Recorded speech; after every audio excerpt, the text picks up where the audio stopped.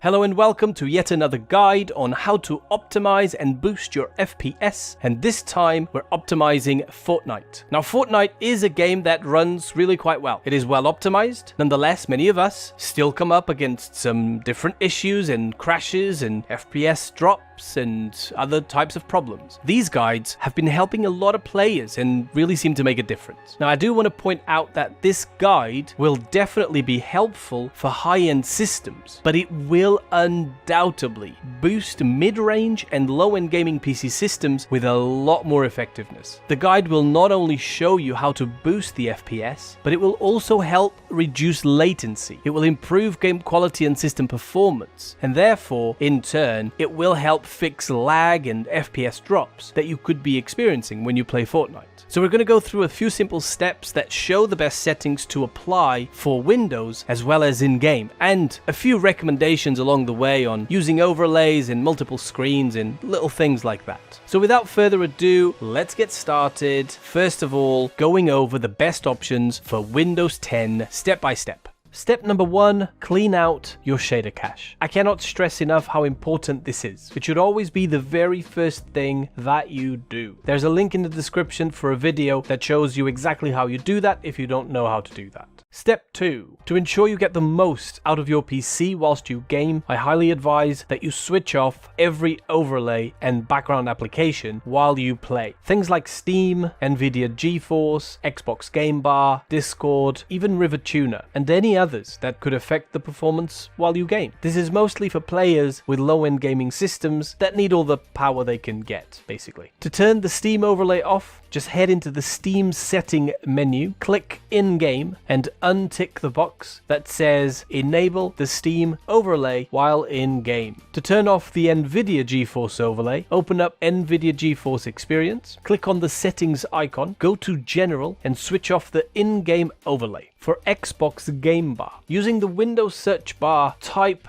Game Mode Settings, and then click the icon. Once the window is open, navigate to the left side and click Xbox Game Bar, and of course, set it to off. Then you navigate back to the left and click on Captures, where you then need to switch off background recording and recorded audio. For Discord, all you need to do is open Settings and on the left select Overlay. You'll then just need to disable the option that says Enable In-Game Overlay. After you've done that, navigate to Advanced and make sure Hardware Acceleration is set to off, as this actually uses GPU power to run Discord. Step 3. In the Windows search bar, type in Game Mode and click the settings icon. Once the window pops up, ensure Game Mode is set to off. I know this sounds counterintuitive, but game mode is actually known for being more problematic than helpful. Currently, Microsoft are still working on a fix. I will put a link in the description below that goes into detail about the game mode option in case you're wondering how it all works, but for now, just switch it off. Step number 4. Navigate back to Windows search bar, type in Graphics Settings, and click the icon. Now in here, you should see an option for Hardware Accelerated GPU Scheduling. This needs to be set to on, and if it wasn't, you will need to restart your PC after you turn it on. So after you've done that, navigate down to Graphics Performance Preference, and you will want to add Fortnite to your games list. To do this, you need to know where your game's launcher application is. This can be found where your game is installed. So to do this, you first need to click Browse, then go to where your game is installed. The folder will be under Epic Games, then Fortnite Game, then Binaries, then Win64, and finally you will see and select the file named Fortnite Launcher. You click Add, and then to finish off, click on Options, and then set it to High Performance and click Save. Step 5.